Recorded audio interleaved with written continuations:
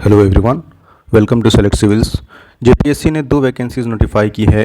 एक वीडियो में हमने कल असिस्टेंट कंजर्वेटर ऑफ फॉरेस्ट यानी एसीएफ की वैकेंसीज़ की डिटेल देख ली थी, और दूसरा जो है हमारा फॉरेस्ट रेंज ऑफिसर, उसके बारे में भी एक ओवरव्यू हम देख लेते हैं। इसको बहुत शॉर्ट रखेंगे क्योंकि हर चीज़ अदर देन पे बैंड सब सेम टू सेम है, तो रिपीटेशन का कोई ख़ास मतलब है नहीं। बट स्टिल चूँकि वैकेंसी अलग है, एग्ज़ाम अलग होगा, तो बेहतर है कि एक बार इन चीज़ों को देख लेते हैं। उसके बाद हम कल से या मे बी आज से ही हम इसको प्रिपरेशन कैसे इसका हम आपको हेल्प कर सकते हैं उसके बारे में हम एक वीडियो लेकर आएंगे। तो ये देख लीजिए, FRO फॉरेस्ट रेंज ऑफिसर का jpsc.gov.in में है। ये लास्ट डेट पहले का है, अब ये डेट बढ़ा दिया गया है, 2 सितंबर कर दिया गया है। पेमेंट का आप पेमेंट करके ऑनलाइन एप्लीकेशन कर सकते हैं। और ये टोटल नंबर ऑफ़ वैकेंसीज 170 है, जिसमें ये इसका ब्रेकअप है। अनरिजर्व के लिए सबसे ज़्यादा 79, फिर EWS के लिए 16, SC के लिए 1, ST के लिए 47 और BC 1 और 2 के लिए 15 और 12। नेक्स्ट जो है ये आपका वेतनमान पे बैंड है 9,300 से 34,800 और ग्रेड पे आपका 4200 है। ये आपका सबसे मेजर डिफरेंस है जो आपके पोस्ट में भी दिखेगा, क्योंकि वो जो है ACF की वैकेंसी उसमें आपका 5400 ग्रेड पे है, तो ऑब्वियसली वो गैजेटेड पोस्ट भी है और ये भी राजपत्रित है यानी गैजेटेड है। एंड देन 2 वर्ष की प्रोबेशन वहाँ भी थी, यहाँ पे भी है। एक सिंपल कंपैरिजन भी आप देख लीजिए, आपको कोई भी डिफरेंस नहीं देखने को मिलेगा अदर देन पे बैंड। ऑल राइट, उसके बाद ये इसमें भी एजुकेशनल क्वालिफिकेशन जो है उसमें आपको एक फ़िल्टर है, जैसा हमने तब देखा था। उसमें भी इन स्पेसिफाइड सब्जेक्ट्स में ही आपकी डिग्री होनी चाहिए, जिसमें agriculture engineering, agriculture, animal husbandry, veterinary, ये सब सब्जेक्ट्स है। आप एक बार इसको पॉज करके भी देख सकते हैं या आप PDF भी आप देख सकते हैं अगर चाहें तो। ऑफिशियल नोटिफिकेशन पे या टेलीग्राम ग्रुप पे भी हमारा जो है @select SELECT CIVILS और ऐसे भी इंटरनेट पे हर जगह ये अवेलेबल है। ये तो हो गया एजुकेशनल क्वालिफिकेशन। उसके बाद आपका आता है फिजिकल रिक्वायरमेंट क्या क्या होनी चाहिए। तो अगर पुरुष हैं और सामान्य कैटेगरी से हैं तो 163 सेंटीमीटर और अनुसूचित जनजाति यानी ST हैं तो 152.5 में ही आपका काम चल जाएगा। उसी तरह फीमेल के लिए क्या रिक्वायरमेंट है ये भी आप एक झलक देख सकते हैं। उसके बाद एज का cut off date age age on 1/8/2024 1 अगस्त 2024 में है। मिनिमम होनी चाहिए 21 साल एंड मैक्सिमम होना चाहिए 35 ईयर्स अगर आप अनरिजर्व में हैं तो। और EBC से आते हैं तो 2 साल रिलैक्सेशन है, 37 है। और फीमेल हैं अनरिजर्व भी हैं या EBC से हैं तो आप 38 साल तक अप्लाई कर सकते हैं।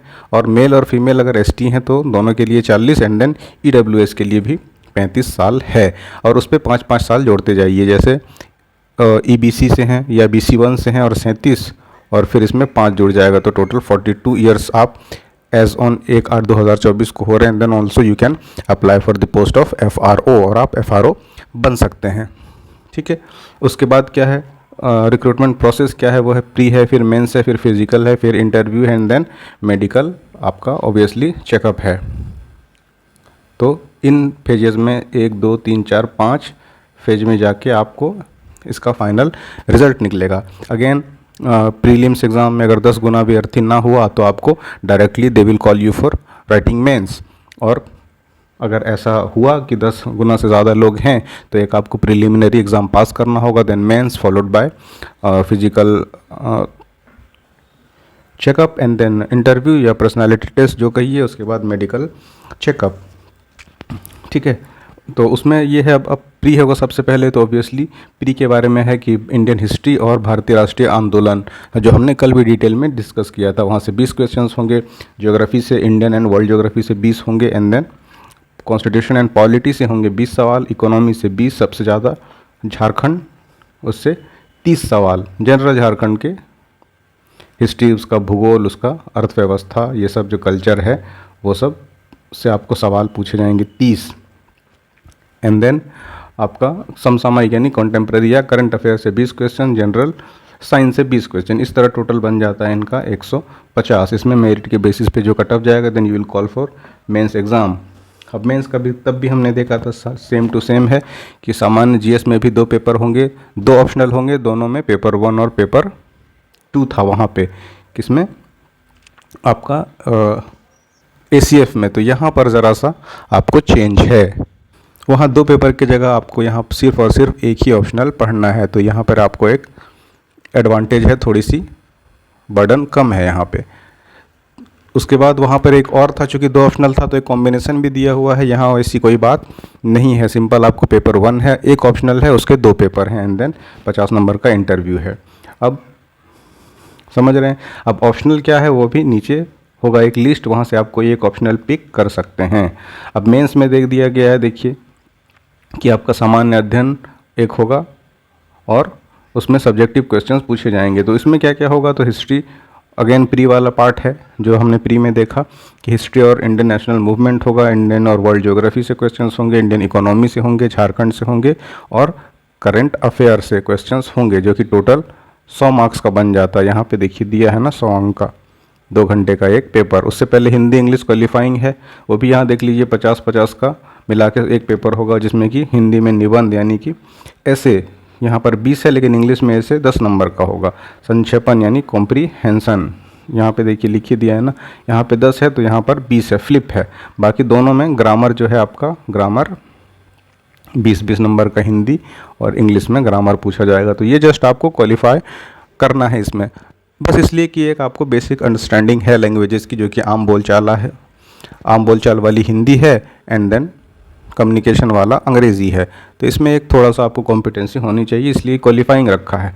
और उसके बाद ये आपका लिस्ट ऑफ ऑप्शनल सब्जेक्ट्स है कि आप यहाँ से कोई एक ऑप्शनल सब्जेक्ट चूज़ करिए, वहाँ से 2 आपको पेपर 1 और पेपर 2 की तैयारी करनी है। तो उसमें एग्रीकल्चर है, एग्रीकल्चर इंजीनियरिंग है, वेटनरी है, अलग अलग सब्जेक्ट्स हैं। तो आप एक बार देख लीजिएगा, जो आपको कंफर्ट लगे उसमें से 15 में से एक सब्जेक्ट आप चुन सकते हैं। और मिनिमम ये क्वालिफाइंग है अलग अलग कैटेगरी वाइज, कि उससे कम अगर आएंगे तो you will not be considered for the merit list. तो ऑब्वियसली ये तो लिखने का कोई खास सेंस इसलिए नहीं बनता कि आजकल कट ऑफ 70 और 80% रहता है, इवन मेंस में भी, अदर देन यूपीएससी एग्ज़ाम्स। तो कोई खास मतलब है नहीं कि 40% अगर नहीं ला पाए आप, तो 40 से तो ला के भी कुछ होने वाला है नहीं। उसके बाद क्या है, 50 नंबर का पर्सनालिटी टेस्ट है। उसके बाद फिजिकल है ना, फिजिकल। उसके बाद ये आपका रिजर्वेशन का लाभ, जो हमने कल डिटेल देखा था, इसलिए मैं इसको ज़रा सा शॉर्ट में कर रहा हूँ। और ये फिर स्पोर्ट्स कोटा से अगर किसी को जाना है तो उनके लिए क्या है रिक्वायरमेंट, कंडीशंस। और 600 रुपये जैसा हमने कल देखा था, यहाँ भी 600 रुपया है। तो 600 रुपये आपको लगेंगे दोनों पेपर्स, दोनों एग्ज़ाम्स के लिए अलग अलग। अगर चाहती जेपीएससी तो एक सहूलियत ये भी दे सकती थी कि आप एक बार पे करिए और एग्ज़ाम सेलेक्ट कर लीजिए कि बोथ या कि सिर्फ एक, लेकिन कोई मतलब है नहीं उनको मशवरा देने का। 600 रुपये उनको लेना है 2 पेपर्स का। और ये बाकी सारे एक जनरल नियम है, कंडीशन एंड उसके क्या क्या रूल्स हैं। तो ये है बस ओवरऑल। और ये पुराने वाले डेट हैं, इसको एक्सटेंड कर दिया गया है। तो सब हमने देख लिया। बस जो आपका ACF का पेपर था, कंजर्वेटर ऑफ फॉरेस्ट, और जो आपका फॉरेस्ट रेंज ऑफिसर्स का पेपर है, तो ये हूबहू एक जैसा है। सिर्फ एक फ़र्क क्या है, एग्ज़ाम के पर्सपेक्टिव से एक फ़र्क है कि वहाँ पे 2 ऑप्शनल था, यहाँ पे एक ही ऑप्शनल है। और दूसरा एक फ़र्क है आपका पे बैंड के पर्सपेक्टिव से। वहाँ 9300 से बेसिक तो वही था, लेकिन ग्रेड पे उसमें 5400 है और यहाँ पर ग्रेड पे 4200 है। तो आप देख लीजिए, अगर आप यूपीएससी या अदर देन ऑब्जेक्ट 1 डे वाले एग्ज़ाम के तैयारी में के अलावा भी मेंस वेंस का अगर आपको प्रिपरेशन करते हैं या सब्जेक्टिव पेपर्स की तैयारी है, तो दोनों भरिए, एक अच्छी अपॉर्चुनिटी है। अदरवाइज इसको तो आप कर ही सकते हैं अटैम्प्ट, क्योंकि नंबर ऑफ़ सीट्स भी अच्छी है। अब रही बात की तैयारी कैसे करें और क्या अप्रोच रहेगा और हम किस तरह का मदद करेंगे, तो आप हमारे चैनल पे लगातार बने रहिए। और हमारा टेलीग्राम भी है @SELECT select CIVILS select civils. यहाँ पे हम आपको क्वेश्चन पेपर्स और PYQ एनालिसिस ये सब लेकर आते रहेंगे और जितना हो सकेगा हम आपको हेल्प करेंगे इस एग्ज़ाम के लिए। ठीक है, तो मिलते हैं आपसे अगली वीडियो पे। Thanks for watching.